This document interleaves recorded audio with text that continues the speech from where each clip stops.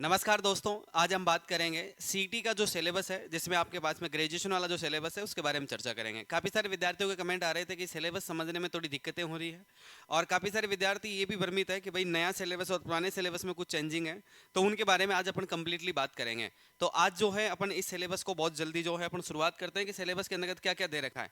सबसे पहले मैं आपसे कहूँगा कि अपना जो राजस्थान के अंतर्गत जो आपके सीटी का जो सिलेबस है, उसमें आपके पास में 13 सब्जेक्ट आपको पढ़ने हैं। अब 13 सब्जेक्टों के अंतर्गत कौन कौन सी यूनिट्स हैं उनके बारे में बात कर लेते हैं। पहले देखिएगा, सिंपल वे में आपको समझना है कि भाई पहला अपने पास में भारत के राष्ट्रीय आंदोलन और इतिहास के बारे में बात करना है, वो भी आपके पास में इंडियन हिस्ट्री के बारे में बात करनी है। दूसरा, राजस्थान के इतिहास के बारे में बात करेंगे, कुछ कला संस्कृति के बारे में, साहित्य के बारे में, और परंपरागत और विरासत जो आपको मिली है उसके बारे में बात करोगे आप लोग। इसके अलावा आपके पास में जो तीसरा टॉपिक है वो आपके भारत का भूगोल रहेगा। इसके बाद में चौथा टॉपिक आपके राजस्थान का भूगोल है। पांचवा टॉपिक है भारतीय राज्य व्यवस्था और राजस्थान की राज्य व्यवस्था के बारे में बात करेंगे। छठा टॉपिक आपके भारत की अर्थव्यवस्था रहेगी। सातवां आपके राजस्थान की अर्थव्यवस्था रहेगी। और आठवां जो टॉपिक आपके पास में है वो विज्ञान और प्रौद्योगिकी संबंधित रहेगा। नवा जो टॉपिक रहेगा जिसमें रीजनिंग पढ़ेंगे अपन लोग, और इसके अंतर्गत अपन सामान्य मैथ पढ़ेंगे। इसके बाद में 10वीं जो आपके सब्जेक्ट रहेगा उसमें सामान्य हिंदी है, सामान्य अंग्रेजी आपके रहने वाली है, और इसके अलावा कंप्यूटर का ज्ञान रहने वाला है, जो कंप्यूटर का ज्ञान सामान्य ज्ञान आपके पास में होता है। इसके अलावा अपने पास में करंट रहेगा। इन्हीं के बारे में अपन विश्लेषण करते हैं कि प्रत्येक जो सिलेबस आपके पास में जो 13 यूनिट दे रखी है, इन यूनिट के अंतर्गत सिलेबस किस प्रकार से डिवीजन किया हुआ है और कौन कौन से टॉपिक पर जो है विशेष तौर पर आपको ध्यान केंद्रित करना है। इसमें से आपके सामने देखिएगा, पहले अपन सिलेबस की शुरुआत करते हैं। तो सबसे पहला भारतीय राष्ट्रीय आंदोलन और भारत के इतिहास के बारे में बात करेंगे।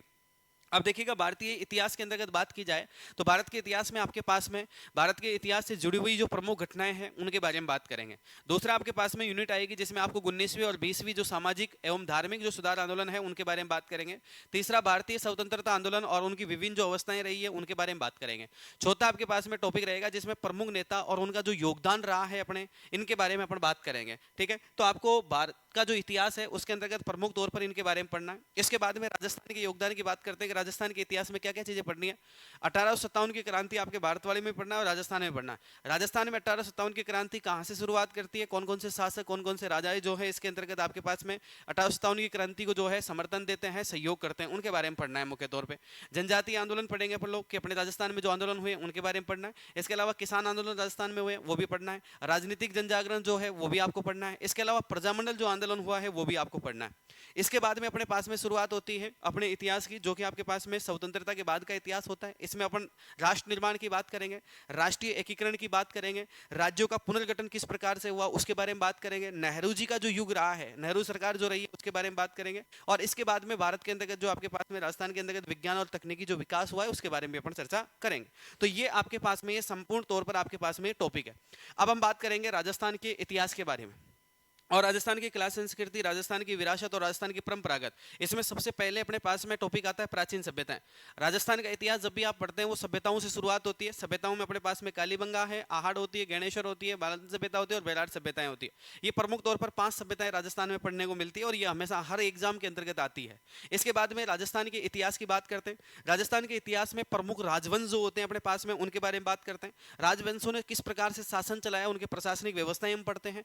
राजस्थान के अंतर्गत अगर अपन बात करते हैं तो इसके अलावा आपके पास में जो है राजस्व व्यवस्थाएं, यानी कि सरकार, सॉरी, राजा जो महाराजा हुआ करते थे वो किस प्रकार से कर टैक्स लिया करते थे उनके बारे में अध्ययन करना है। सामाजिक और संस्कृति का उस समय किस प्रकार से विकसित हुई है उसके बारे में बात करना है। इसके बाद में अपने पास में एक टॉपिक आता है जिसको कला संस्कृति बोलते हैं। कला संस्कृति के अंतर्गत आपके पास में एक टॉपिक आता है स्थापत्य कला।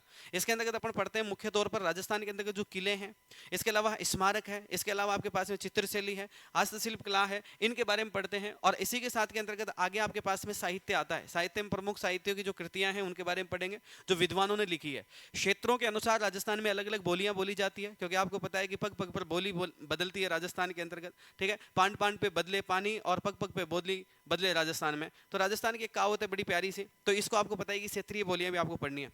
संस्कृति में मुख्य तौर पर आपके पास में मेले होते हैं, त्यौहार होते हैं, लोक संगीत होते हैं, लोक नृत्य होते हैं, सांस्कृतिक परंपराएं अपने पास में होती है, संत लोक देवताएं होते हैं, धार्मिक आंदोलन है, ऐतिहासिक स्थल है, प्रमुख व्यक्ति तत्व है, राजस्थान का एकीकरण है। ये सारी चीजें भी आपको इसके अंतर्गत आपको क्या करनी पड़ेगी, पढ़नी पड़ेगी। ये राजस्थान के इतिहास, कला, संस्कृति से संबंधित रहे हैं सारे टॉपिक। अब आपके पास में आती है इंडियन ज्योग्राफी, यानी कि जिसमें अपन बात करेंगे भारत के भूगोल में। भारत के भूगोल में स्पष्ट तौर पर आपको टॉपिक दे रखा है जिसमें भौतिक भूगोल है। भौतिक भूगोल के अंतर्गत अपन पर्वत, पठार, मैदान और मरुस्थल के बारे में चर्चा करते हैं। और इसके अलावा आपके पास में पूर्वी घाट है, पश्चिमी घाट है। इसके अलावा आपके पास में जैसे छोटा नागपुर का पठार है, इन सब के बारे में अपन लोग चर्चा करेंगे। इसके बाद में दूसरा टॉपिक जो जैसे ही भौतिक डिवीजन खत्म होता है उसके बाद में आपके पास में जलवायु आती है।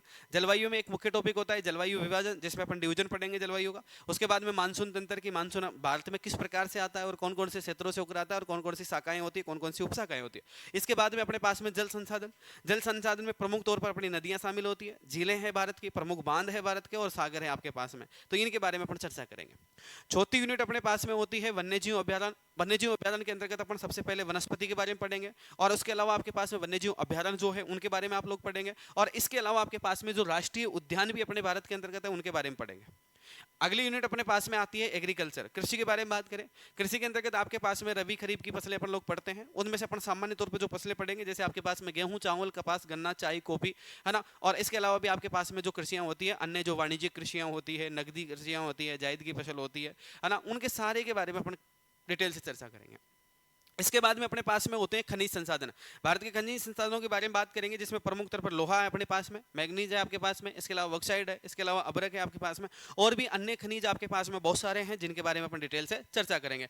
यूनिट नंबर जो 7 आपके पास में रहेगी वो रहेगी ऊर्जा संसाधन। ऊर्जा संसाधन में अपन परंपरागत बात करेंगे और गैर परंपरागत बात करेंगे। परंपरागत वो जो आपके पास में संसाधन, और गैर परंपरागत जिसके अंतर्गत आपके पास में वर्तमान समय में सोलर पैनल जो आपके पास में सबसे उपयुक्त है। पहले आपके पास में पवन चक्कियां हुआ करती थी, अब सोलर पैनल पर बात करनी है, ठीक है। इसके बाद में अपने पास में उद्योग होते हैं और परिवहन होता है। उद्योगों में प्रमुख उद्योग पढ़ेंगे भारत के। इसके बाद में आपके पास में औद्योगिक प्रदेश पढ़ेंगे कि भारत के अंतर्गत कौन कौन से राज्य हैं जो औद्योगिक प्रदेशों के अंतर्गत आते हैं। जैसे आपके पास में कोलकाता, बंबई, इनके नाम सुना होगा आपने, तो इनके बारे में अपन पढ़ेंगे।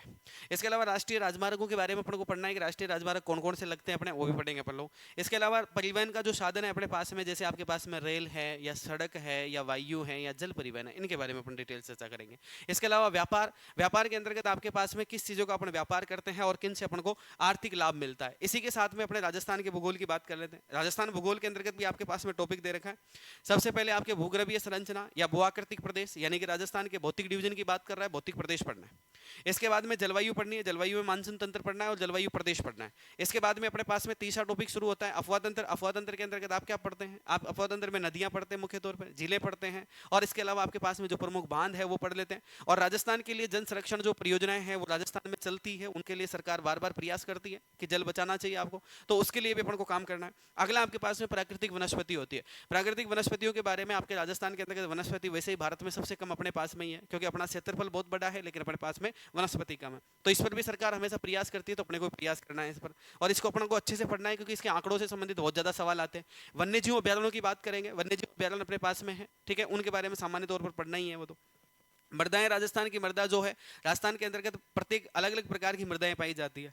और इसके बाद में आपके पास में एग्रीकल्चर यानी कि राजस्थान में कृषि की बात करेंगे। कृषि में आपके पास में सभी प्रकार की जो फसलें होती है उनके बारे में अपन चर्चा करते हैं, ठीक है। इसके बाद में अपने पास में और भी है, जैसे आपके पास में जनसंख्या है, जनसंख्या के बारे में अपन वृद्धि के बारे में बात करते हैं, घनत्व के बारे में बात करते हैं, साक्षरता, लिंग अनुपात, सब चीजों के बारे में बात करते हैं।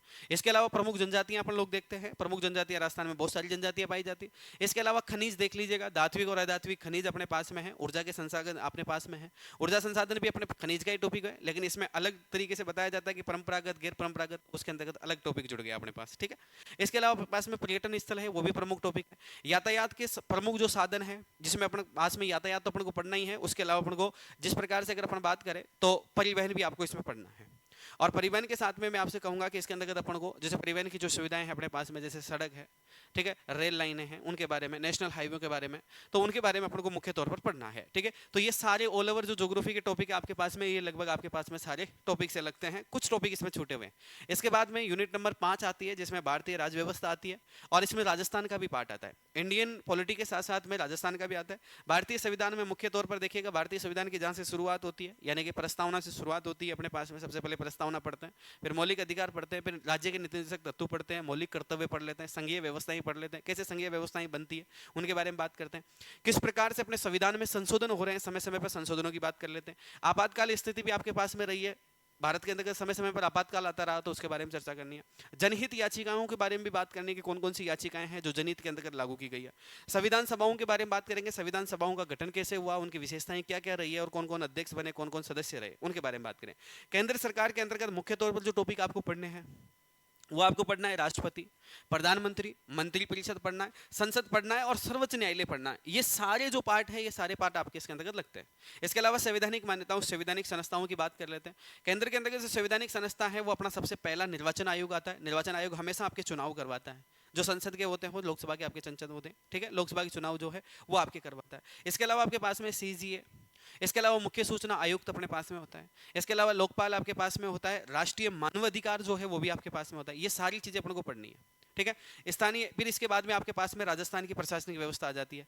राजस्थान की प्रशासनिक व्यवस्था में शुरुआत करते हैं राज्यपाल से, फिर मुख्यमंत्री पे आ जाते हैं, फिर विधानसभा पे आ जाएंगे, फिर उच्च न्यायालय पे आ जाएंगे, फिर अपने पास में आरपीएससी है शिक्षा के लिए, फिर जिला प्रशासनिक अधिकारी आपके पास में आ जाएगा, फिर लोक आयुक्त आ जाएगा इसके अंतर्गत, है ना। फिर इसके अलावा आपके पास में राज्य के निर्वाचन आयोग आ जाएगा, फिर राज्य के सूचना आयोग आ जाएगा, और फिर इसके बाद में स्थानीय शासन। स्थानीय शासन में पंचायती राज होता है और नगर निकाय आपके पास में होता है। तो इन सारे पॉलिटी के जो सारे टॉपिक है, राजस्थान के हो चाहे से आपके इंडिया के हो, इन सारों के बारे में अपन को पढ़ना है। और सबको आपको मैं आपको फिर कह रहा हूं कि सारे जो सिलेबस है, सारा जो सब्जेक्ट है, मैं एक एक मैराथन क्लास में आपको रिवीजन करवा दूंगा। सारे आपको चिंता नहीं करने की जरूरत है, ठीक है। आप कोई सी भी एक बुक ले लें और उस बुक को जो है आप बार बार पढ़ने का प्रयास करें। और अगर आपको समझ में नहीं आता है तो मैं आपके लिए क्लास लगा रखा हूं इसी चैनल पे, तो इसी चैनल पे आप क्लास भी देख सकते हैं ना। और प्रत्येक टॉपिक की आपके पास में क्लास आएगी, जिसमें आपके पीवाईक्यू भी रहेंगे और थ्योरी भी रहेगी। अब अपन बात करते हैं इंडियन इकोनॉमिक्स के बारे में कि भाई सर, सबसे बड़ा टॉपिक जो है भारतीय अर्थव्यवस्था का ही होता है। भारतीय अर्थव्यवस्था में एक सबसे बड़ी समस्या है बजट, बैंकिंग, लोकवित्त, जीएसटी, राष्ट्रीय आय, आर्थिक विकास। मैं आपसे कहूं कि ये ज्योग्राफी से भी इजी टॉपिक है इकोनॉमिक्स। इकोनॉमिक्स में आपको ऑफलाइन हो या ऑनलाइन हो, बहुत बेहतरीन तरीके से मैं आपको पढ़ाता हूं हमेशा से। और इकोनॉमिक्स एक बहुत शानदार टॉपिक है, इसको बस समझना होता है क्योंकि ये अपने जीवन से जुड़ा हुआ है। इकोनॉमिक्स का मतलब आपके पास में पैसा है, इस पैसे का अपन उपयोग कैसे करते हैं, इसका निर्माण कैसे करते हैं और सरकार किससे बनाती है। बस इतनी सी बात ध्यान में रखनी। सरकार टैक्स के रूप में वापस कैसे लेती है और सरकार अपने को देती किसकी शर्तों पर है, बैंक को कैसे पैसा देती है सरकार, बजट कैसे बना देती है, वो सारी बातें देखनी है। राजकोष की नीतियां क्या होती है, मौद्रिक नीतियां क्या होती है, सरकार गवर्नमेंट जो अपने को सब्सिडी देती है वो किस प्रकार से देती है और वो किस उद्देश्य से देती है और वो कब तक वापस पूर्ति कर लेती है, वो भी अपन को बताना है।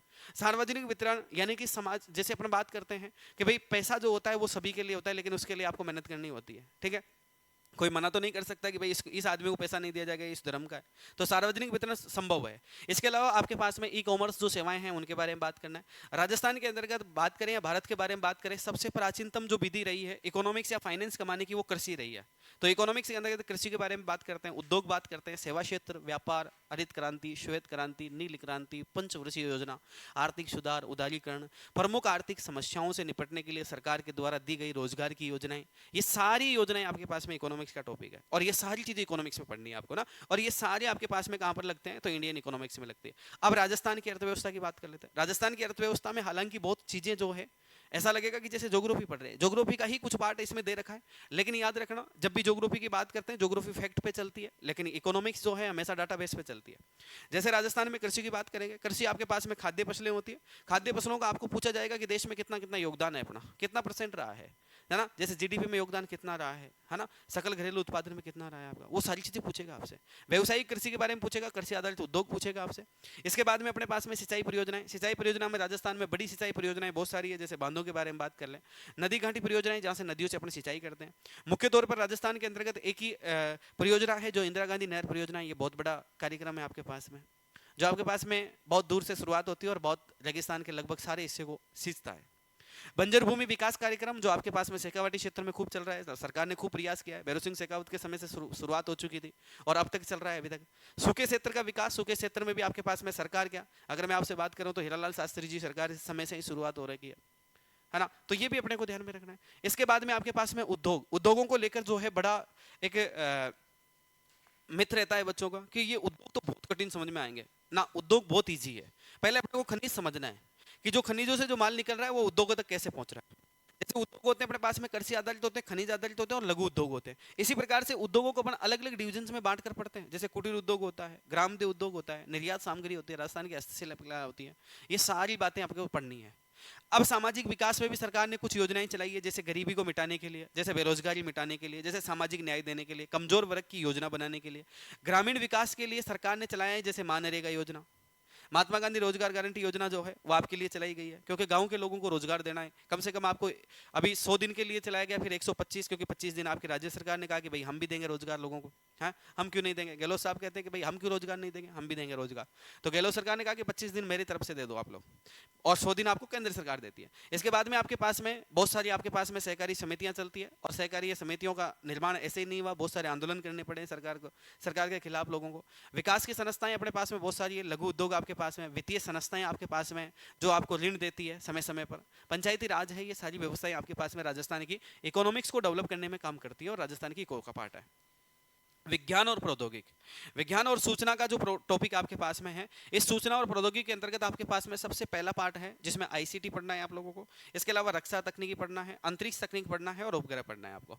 इसके बाद में आपके पास में साइंस वाला पार्ट है, साइंस के अंतर्गत विद्युत धाराएं पढ़ेंगे, उष्मा पढ़ेंगे, कार्य पढ़ेंगे, ऊर्जा पढ़ेंगे, बल पढ़ेंगे, है ना, ये सारे टॉपिक अपन उसमें पढ़ते हैं। इसके बाद में आपके पास में आती है जीव विज्ञान। जीव विज्ञान के अंतर्गत पोषण पढ़ेंगे, रक्त समूह पढ़ लेंगे, है ना, RH फैक्टर पढ़ेंगे, स्वास्थ्य के बारे में पढ़ेंगे, संक्रमण रोग कौन कौन से हैं, असंक्रमण रोग कौन से हैं, है ना, पशुजन रोग कौन से हैं जो पशुओं के संपर्क में आने से हो जाते हैं, संक्रमण वो जो किसी भी व्यक्ति के अपन संपर्क में आ जाते हैं तो उसके कारण हो जाते हैं। तो ये सारी चीजें जिसके अंदर आपके पास में एड्स वगैरह वगैरह, है ना, ये सारी जो चीजें इसमें शामिल की गई है तो इनको सबको पढ़ना है। इसके अलावा एक टॉपिक बड़ा इंपॉर्टेंट है इन्वायरमेंट का। इन्वायरमेंट से आपको कंपलसरी है कि 2 से 3 सवाल हमेशा पूछते हैं एग्जामिनर, और इन्वायरमेंट एक ऐसा टॉपिक है और एक ऐसा सिलेबस है कि इसको आप कहीं से भी नहीं पढ़ सकते। तो इसलिए मैं आपको कहूंगा कि इन्वायरमेंट के लिए आपकी स्पेशली क्लास रहेगी तो उसको आप जरूर देखना।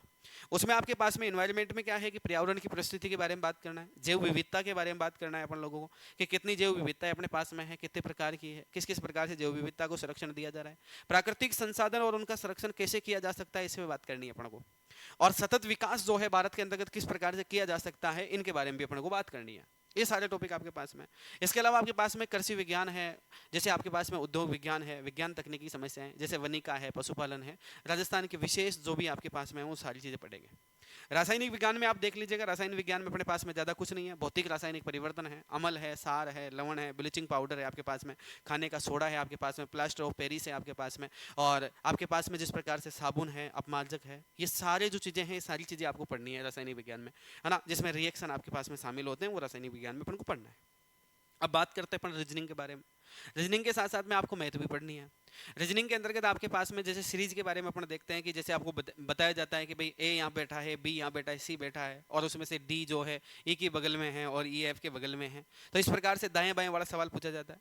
ठीक है, इसके अलावा आपके पास में वर्गीकरण पूछा जाता है, जिसमें क्लासीफाई करते हैं अपन लोग, वर्गीकरण कर देते हैं अलग अलग चीज़ों को। आकृतियों के बारे में पूछा जाता है कि ये ट्राइंगल दे दिया और उसमें कह दिया कि भाई ये पशु है, और नीचे वाले में दे दिया कि ये उड़ने वाला है, और उसमें कह दिया कि ये बैठा रहने वाला है, ये जलचर है या पशुचर है, उस प्रकार के सवाल पूछता है ना। कूट लेखन दे देता है, कूट वचन दे देता है कि भाई ए का मतलब जो है एम है, आर का मतलब ई है, तो वो वाला दे देता है आपको। इसी के अलावा आपके पास में रक्त संबंध आपस में कि ये मौसा है, मौसे का पुत्र है, पुत्र का पुत्री है, इसका दामाद जो है आपका क्या लगता है। दिशा प्रशिक्षण की आपको कहेगा कि 5 किलोमीटर जाना है, फिर बाएं घूमना है, फिर दाएं घूमना है, फिर बाएं घूमना है, और फिर आपको उत्तर में देखना है, तो फिर आपकी दिशा कौन सी होगी, तो दिशा प्रशिक्षण आपसे पूछ लेता है। बैठक व्यवस्था जिसके अंतर्गत आपको बिठाया जाता है, आपको कहेगा कि गोले के अंतर्गत जो है 7 सदस्य बैठे हुए हैं, और सातों में से आपको कहेगा कि फलाने व्यक्ति का नाम ई था, फलाने व्यक्ति का एम था, उसके दाएं बैठा हुआ कौन सा व्यक्ति था, एम के साइड में बैठा हुआ कौन सा व्यक्ति था। फिर आपसे पूछेगा कि बायां और दायां कौन था। तो इस प्रकार के सवाल। इसके बाद में इनपुट आउटपुट आप बारे में आपसे सवाल पूछ लेता है। इसके अलावा आपके पास में संख्या क्रम जो रैंकिंग होती है, संख्या के अंतर्गत आपसे ये पूछा जाता है कि जैसे क्रमांक दे देगा, 7 दे देगा, 8 दे देगा, 9 दे देगा, और फिर बीच में एक अंक छोड़ देगा, और फिर पूछेगा इसमें कौन सा अंक आएगा आपके पास में। ठीक है, इसके प्रकार से आपके पास में निर्णय क्षमता, जिसमें आपको लोगों को देखना है कि मेकिंग आपके पास में कितनी निर्णय क्षमता है, वो देखेंगे। शब्दों के अंतर्गत तार्किक क्रम आपसे दे देता है, जिसमें से कुछ शब्द आपके पास में लुप्त अक्षर आपको दे देता है, संख्याएं ज्ञात करनी होती है, ये सब आपको दे देता है। गणित के अंतर्गत क्या पढ़ना है, गणित के अंतर्गत आपको कुछ नहीं पढ़ना है, 9th-10th की लेवल की गणित आती है इसमें, और उसको आपको बहुत अच्छे से पढ़ना है। जैसे आपके पास में गणितीय संख्याएं जो होती हैं उनके बारे में पढ़ना है, औसत पढ़ना है, अनुपात समानुपात पढ़ना है, प्रतिशत पढ़ना है, लाभ हानि पढ़ना है, चक्रवात पढ़ना है, मिश्र जो आपके पास में लाभ हानि होती है, साधारण ब्याज, चक्रवात ब्याज, एकात्मक विधि पढ़नी है, दीर्घवृत्तीय है, ये सारी चीजें आपको पढ़नी होती है। इसके बाद में क्षेत्रफल और आयतन, क्षेत्रफल आपको पढ़ना होता है, त्रिभुज आपके वृत्त हो गए, दीर्घवृत्त हो गए, समलंब चतुर्भुज हो गया, आयत हो गए, ये सारी चीजें आपको पढ़नी है। और इसके अलावा फिर आपसे आयतन पूछ लेता है। आयतन में कहता है कि भाई एक गोला दे रखा है, उस गोले के अंतर्गत भराव क्षमता इतनी है, उसका एच पावर इतना है, और उसके बाद में ये पावर, उसकी चौड़ाई इतनी है, इस प्रकार के सवाल पूछेगा। बेलन आपके पास में होते हैं, घन आपके पास में होते हैं, शंकु आपके पास में होते हैं, इन सब आकृतियों के बारे में आपसे सवाल पूछा जाता है। ठीक है, तो इनके बारे में अपन को मुख्य तौर पर बात करनी है। अब आपके पास में आता है सामान्य हिंदी। हिंदी की अगर मैं आपसे बात करता हूं तो हिंदी में आपके पास में व्याकरण का पार्ट आता है, जिसमें आपके पास में संधि आती है, संधि में आपके विच्छेद पूछ लेता है, उसमें से आपको पूछ लेता है कि भाई इसमें कौन सा राइट है। समास आपके पास में पूछ लेता है, उपसर्ग और प्रत्यय आपसे पूछा जाता है, वाक्य शुद्धि पूछ लेता है कई बार, ठीक है, शब्द शुद्धि भी आपके इसमें जोड़ी गई है, शब्द शुद्धि भी आपसे पूछा जाता है। मुहावरे इसमें कई बार, मुहावरे और लोककथियां तो हमेशा से रही है, किसी भी सिलेबस में देख लो सामान्य उसमें आती है। इसके अलावा पर्यायवाची शब्द आपके पास में कि नव आकाश, ठीक है, उस प्रकार से विलोम शब्द आपसे पूछ लेगा कि स्त्री का पुरुष होता है, इसी प्रकार के विलोम शब्द आपसे पूछे जाते हैं। अनेक शब्दों का एक शब्द यानी कि शब्दार्थ जो अर्थ होता है वो भी आपसे पूछा जा सकता है। एक शब्द के अंतर्गत आपको एक लाइन दे रखा है, उसका अर्थ आपको बताना है। अपठित गद्यांश आपके पास में हो सकता है कि उससे संबंधित आपसे सवाल पूछा जाए।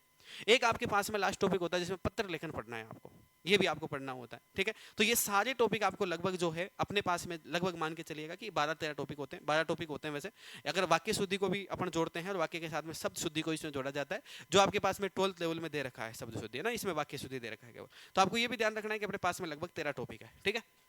तो हिंदी में आपको 13 टॉपिक पढ़ने, इसी प्रकार से आपके पास में 12 से 13 टॉपिक आपके पास में अंग्रेजी में है, इसमें आपके पास में कुछ ही नहीं है, ठीक है। इसके अंतर्गत भी आपके पास में जो भी आपके पास में टेंस है, एक्टिव वॉइस वॉइस है, ठीक है, नेगेटिव है, इसके अलावा आपके पास में ट्रांसलेशन है, इसके अलावा आपके पास में जिस प्रकार से अगर बात करें कंपोजिशन है, इसके अलावा आपके पास में ऑफिशियल टर्म्स है, इसके अलावा आपके पास में लेटर राइटिंग है, एक्टिव पैसिव वॉइस है आपके पास में, ठीक है, और सब टाइटल्स है, जैसे आपके पास में एक मीनिंग दे देगा और उससे कहेगा कि भाई इसका अर्थ बताइएगा, जैसे आपके पास में एक लाइन होगी उसका एक मीनिंग ढूंढना है, उस प्रकार के सारे जो है ये अंग्रेजी का है आपके पास में।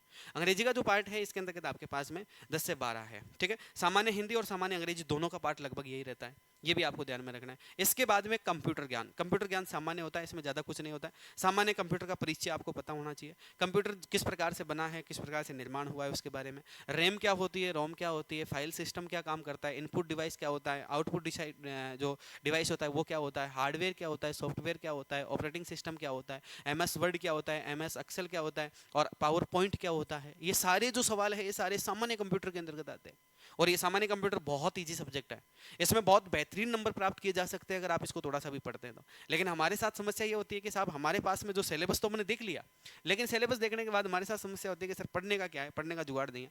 13वां और अंतिम सब्जेक्ट आपके पास में है करंट, ये सबसे बड़ा है, इसका कोई अंत ही नहीं है।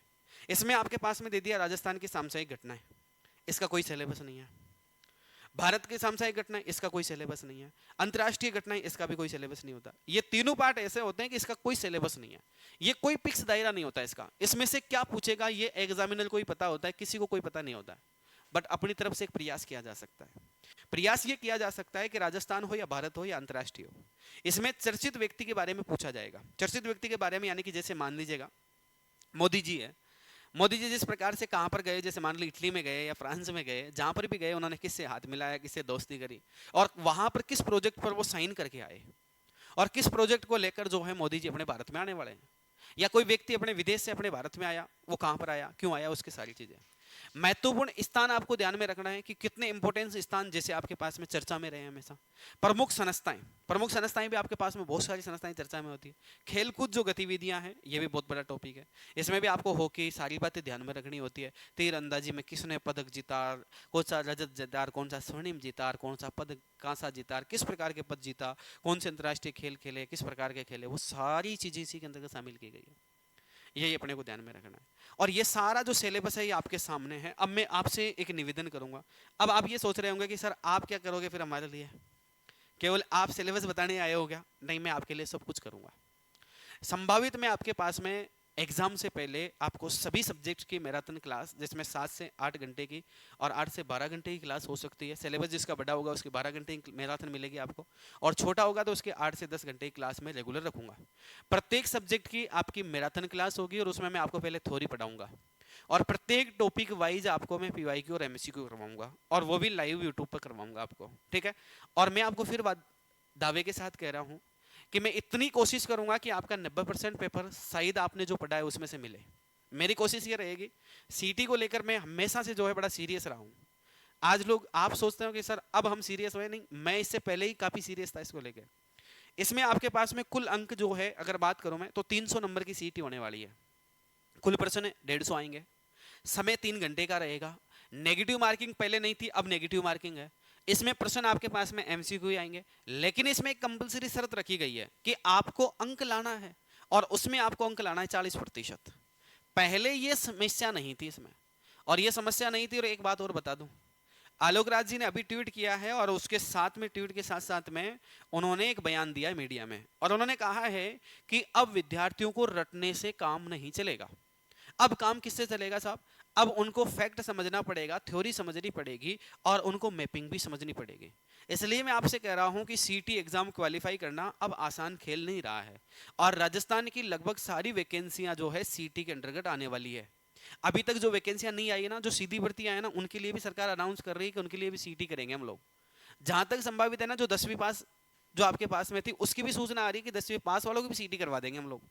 तो इस बात को ध्यान में रख लो कि सीटी तो क्लियर करना ही है। और एक बात और बताऊं कि सीटी क्लियर करने का मतलब है आप आरएस प्री की तैयारी कर रहे हो। 13 सब्जेक्ट आपके सामने है, और 13 सब्जेक्ट की तैयारी करने का मतलब मैं तो मानता हूं कि विद्यार्थी वास्तव में ही विद्वान होता है। विद्यार्थी वास्तव में विद्वान होता है, क्योंकि हम एक सब्जेक्ट पढ़ाते हैं, एक सब्जेक्ट को पढ़ने में बहुत ईजी होता है, क्योंकि हम उस सब्जेक्ट के टीचर होते हैं। तो इस वजह से सब्जेक्ट टीचर पढ़ सकता है। तो मैं सोचता हूं कि यार आप इतने सब्जेक्ट कैसे पढ़ते होंगे, गंभीर विषय है यार ये। लेकिन एक बात याद रखना, आपको विद्वान बनोगे ना, तभी जाकर आप सरकारी सेवा में चयनित होंगे। और सरकारी सेवा में चयनित करने के लिए आपको आसपास का और सारा ज्ञान होना बहुत जरूरी है, ठीक है। तो इस सिलेबस के साथ में आप लोगों के लिए मैं अनाउंस करके जा रहा हूं कि आपको मैं मैराथन क्लास दूंगा। और मेरा एक प्रॉमिस है, मेरा वादा है आपसे कि मैं आपका साथ हमेशा दूंगा, और जब तक आपका एग्जाम होगा तब तक आपके साथ खड़ा हूं, ठीक है। अगर और भी इसके अलावा कोई भी आपको चाहिए, कोई भी जरूरत हो किसी भी बात, तो आप मुझे जरूर बताएं। और जो भी विद्यार्थी अपने वागड़ के अंतर्गत है और ऑफलाइन तैयारी करना चाहते हैं, तो वो आपके अभिनव उत्कर्ष जो अपनी कोचिंग है, ये अपनी कोचिंग जो है खाटू श्याम जी का मंदिर है अपने बांसवाड़ा में, उसके आगे अपने पास में एक इंडियन ऑयल पेट्रोल पंप है, उसके पास में अपनी अभिनव उत्कर्ष की बिल्डिंग है, प्लॉट नंबर 1 में ही अपनी बिल्डिंग है, जो सबको आपको जयपुर रोड पे दिख जाएगी जाते ही। तो आप वहां पर आए, मैं वहां पर आपकी ऑफलाइन सेवाएं दे रहा हूं, और आप सभी जो है वहां आकर ऑफलाइन बैच ज्वाइन कर सकते हैं, ठीक है। और ऑनलाइन के लिए मैं आपको यूट्यूब पर आपकी सेवा दे ही रहा हूँ। और मेरी समस्त जो टीम है, अभिनव उत्कर्ष की जो समस्त टीम है, वो मेरे सारे जो शिक्षक गण साथी है, मेरे भाई है, वो सारे आपके लिए जो है बड़े बेहतरीन मेहनत कर रहे हैं। और आपके लिए प्रत्येक विद्यार्थी के लिए जो है, प्रत्येक विद्यार्थी के बारे में सोचते हुए आपके लिए बेहतर जो है कंटेंट जो है उनका, वो आपको उपलब्ध करवाएंगे, ठीक है। तो सभी की क्लासें आपको अच्छी रहेगी। मैं उम्मीद करता हूं ये वीडियो आपको अच्छा लगा होगा, और अगर अच्छा लगा है तो एक बार लाइक कर जाना, और कोई भी समस्या हो तो आप कमेंट करके जाना, और आपको ठीक लगा कि मेरे ऊपर आप ट्रस्ट कर सकते हैं, विश्वास कर सकते हैं, और आपके लिए मैं यूजफुली हो सकता हूं, चैनल सब्सक्राइब कर जाना, बेल आइकन प्रेस कर लेना, नोटिफिकेशन ऑन कर लेना, और प्रत्येक दिन क्लास में जुड़ जाना बस, ठीक है। तो आज की क्लास में इतना ही काफी, फिर नेक्स्ट क्लास मिलेंगे, तब तक के लिए जय हिंद, वंदे मातरम, थैंक यू, शुक्रिया।